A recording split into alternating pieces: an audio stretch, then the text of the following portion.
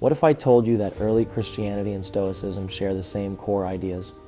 That some of Christianity's most important teachings about virtue, suffering, and even fate mirror Stoic philosophy? Here's a mind-blowing thought. The Roman Emperor Marcus Aurelius, a Stoic, persecuted Christians, while unknowingly sharing some of their beliefs. How does that make sense? And what about Seneca, one of the greatest Stoic thinkers? Some ancient texts suggest he corresponded with St. Paul. Is that true, or just a legend? Today we dive into the fascinating connections between Stoic philosophy and Christian thought. Connections so deep they might just change the way you see both. Stay with me, because what we uncover might shock you. Both Stoics and Christians built their philosophy around virtue. The Stoics defined 4 cardinal virtues: pillars of a good life, wisdom, understanding what truly matters; courage, facing hardship without fear; justice, treating others fairly; temperance, controlling emotions and desires. Sound familiar? Because these exact virtues were later embraced by Christian thinkers like St. Augustine and Thomas Aquinas. In fact, Thomas Aquinas, one of the most important Christian philosophers, explicitly borrowed Stoic ideas in his teachings. Here's something to think about. Do you believe these virtues apply as much today as they did in ancient times? Drop your thoughts in the comments.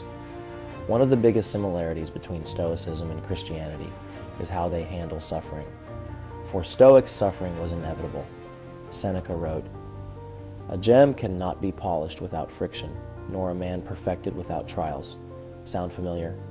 Now look at Christian martyrs like Ignatius of Antioch, who welcomed death.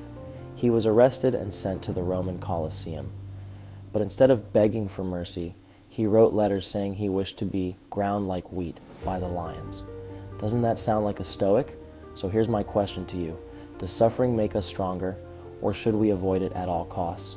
Let me know in the comments. Let's talk about fate.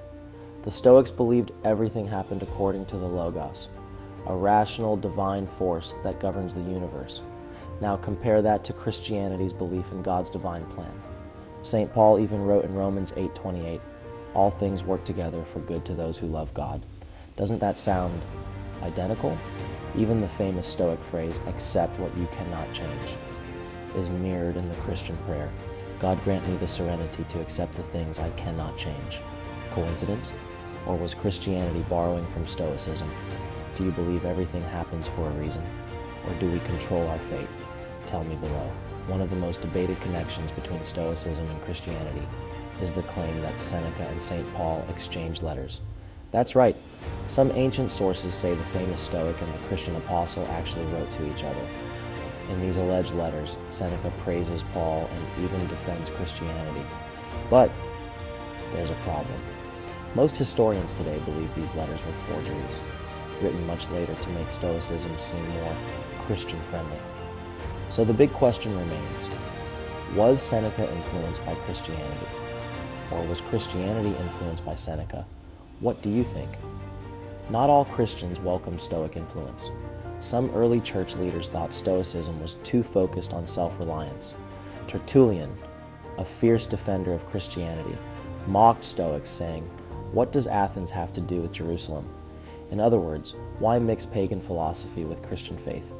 But others, like Clement of Alexandria, believe Stoicism helped prepare the world for Christianity. So here's the debate. Should religious beliefs borrow from philosophy, or should they stay separate? Comment below. Whether you follow Stoicism, Christianity, or neither, one thing is clear. These two traditions shape the world we live in today. Many of the virtues we admire, self-discipline, resilience, and wisdom, owe something to both. So here's my challenge for you. Which Stoic teaching do you think is most relevant today? Drop your thoughts in the comments. And if this video opened your eyes, hit like, subscribe, and turn on notifications for more deep dives into ancient wisdom. Until next time, stay Stoic.